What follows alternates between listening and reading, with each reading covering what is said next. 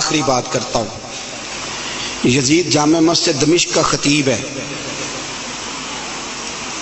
یزید پگڑی باندھتا تھا، جبہ پہنتا تھا، داڑھی رکھی تھی، جمعہ پڑھاتا تھا۔ پتہ ہے آپ لوگوں کو کہ نہیں؟ اب چل گیا پتہ؟ ہاں نہ تو کرے نہیں یار، پتہ چل گیا؟ یزید جبے والا آدمی تھا، اس نے حج بھی پڑھائے ہیں۔ تو امام حسین اس کے خلاف کیوں نکل آئے؟ جی بچے سارے شہید کرا دیے۔ یہاں تو جس کو سورت اخلاص نہیں آتی وہ بھی کہتا ہے مولوی کو ٹھیکیدار ہے دین کا، ہمارے خلاف بات کرتا ہے۔ بھئی یزید جامع مسجد دمشق کا خطیب، خطبے دینے والا، بلکہ امام حسین 10 محرم کو خطبہ دینے لگے کہ مجھے کیوں قتل کر رہے ہو؟ تو ابن سعد کہنے لگا حسین لمبی تقریر نہ کر، ہمارا جمعہ لیٹ ہو رہا ہے، ہمیں نماز پڑھنی۔ یعنی ابھی حضور کے اہل بیت کو قتل کریں گے اور ابھی کہیں گے اللہم صلی علی محمد وعلی آل، اس طرح کے مسلمان تھے۔ یزید تو بھائی جمعہ پڑھانے والا بندہ تھا، بڑا شاندار خطبہ دیتا تھا۔ امام حسین کیوں نکلے اس کے خلاف؟ سارے خطبے امام حسین کے۔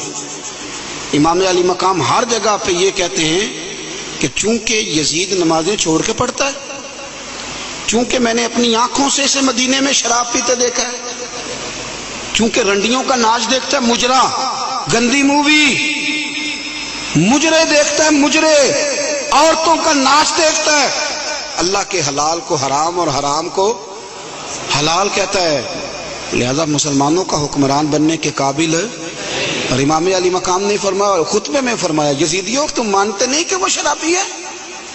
تمہارے دل گواہی نہیں دیتے کہ رنڈیوں کا ناچ دیکھتا ہے؟ اور یار میرا تیرا یارانہ ہی سارا شرابیوں سے ہو، رات کو گندی مووی سے موبائل بھرے ہوئے ہوں، ملت کے جوان عورتوں کے کالج کے سامنے کھڑے ہوں، بیٹیاں سکول چھوڑ دیں کہ بچے تنگ کرتے ہیں، اور 15 بچیوں کے نمبر موبائلوں میں بھرے ہوں، اور دعویٰ تو کرے امام حسین کی محبت کا، امام علی مقام کے پیار کا۔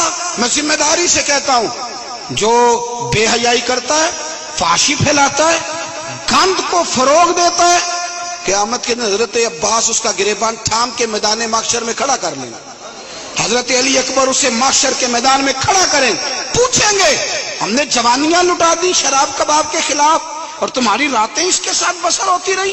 دوستی قاتل سے بھی، مقتول سے یارانہ بھی، دیگے امام حسین کی پکانا اور پرموٹ یزید کی سوچوں کو کرنا، نظریں بھی گندی، باتیں بھی گندی، گفتگو بھی میلی، اور صبح و شام باتیں بے حیائی کی، اور تذکرے امام حسین کے ہم سے نہ رقم ہوں گے قصیدے یزید کے، ہم لوگ تو حسین کے سیرت نگار ہیں۔ ایک دروازہ کھٹکھٹاؤ، ایک، ہم مومن ہیں، مسلمان ہیں، خبردار یہ گند من سارا ڈیلیٹ کرو، ہمارا اس سے کیا لینا دینا، اور یہ گند ہمیں مائل بھی نہیں کر سکتا۔ ہماری آنکھیں تو بڑی کھری ہیں، یا قرآن دیکھیں گی یا مصطفیٰ کا گنبد خضرا دیکھیں گی۔ اس گند من نوجوانوں، پاک جوانی اس کی ہوتی ہے جس کی جتنی زیادہ اللہ نے اسے قوت دی ہو اتنی پاکیزگی بھی دی ہو، جو ہر جگہ میل کو چال کرتا پھرے، ہر جگہ۔ وہ بھی کبھی محمد بن قاسم آئے یہاں لڑنے کے لیے، تو ایک دن صبح ایک بزرگ سے ملاقات ہوئی تو بڑا پریشان محمد بن قاسم، تو بزرگ کہنے لگے بیٹے کیوں اتنی ٹینشن ہے؟ کیا؟ کہنے لگے جناب نہ تو ہمیں ہندوستان کی زبان آتی نہ رستوں کا پتہ ہے، راجے دار سے مقابلہ کیسے لڑیں گے؟ انہوں نے کہا تو ہمت کر، میں دعا کروں گا اللہ مدد کرے گا۔ چند دنوں کے بعد محمد بن قاسم پھر اس بزرگ سے ملے تو بڑے حشاش بشاش، بزرگ کہنے لگے کیا بات ہے، بڑے خوش ہو؟ کہنے لگے بزرگوں پتہ کرا لیا، 2 گھنٹے سے زیادہ میرے مقابلے میں کھڑا نہیں رہ سکتا۔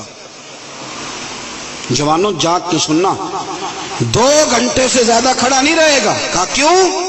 کہنے لگے میں نے پتہ کرایا ہے، وہ نظر کا گندا ہے، اس کی تو ماموں کی بیٹیاں اس کی نظر سے نہیں بچتی، گندا ہے نظر کا، پھپھو چچا اور خالہ کی بیٹی کو بھی تاڑتا ہے، راجہ دار گندا ہے، گندے لوگ میدانوں میں ٹھہر نہیں سکتے، 2 گھنٹے کے بعد بھاگ جائے گا۔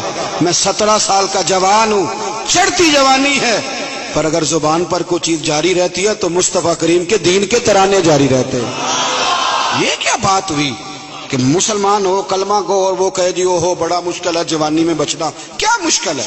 کون کہتا ہے مشکل ہے؟ کس نے کہا ہے مشکل ہے؟ جوانی تو نام ہی پچ جانے کا نام، حوصلے ہی سارے جوانی میں ہوتے۔ اور تیری جوانی پر اقبال نے اپنے بیٹے کو دعا دی تھی، اس نے کہا تھا حیا باقی نہیں ہے زمانے کی آنکھ میں، خدا کرے کہ رہے تیری جوانی بے داغ، خدا کرے کہ اور بھائی کیسے تو کہتا ہے کہ میں ایک منٹ، تو عاشق رسول ہے، تو عاشق امام حسین ہے، تیرے اوپر کسی غیر کا رنگ چڑھ جائے، او کچا رنگ للاری والا جڑا چڑھدا لیندا رہندا، اے عشق تیرے دا رنگ محمد چڑھ جائے پھر نہیں لیندا۔ اس لیے حسین والے بنے، حسین والے، ہر یزیدی کے خلاف لڑنا سیکھیں، بات کرنا سیکھیں۔ چند باتیں عرض کی ہیں، ایک تو سادگی اختیار کریں، دل کی صفائی اختیار کریں، قرآن اور عبادت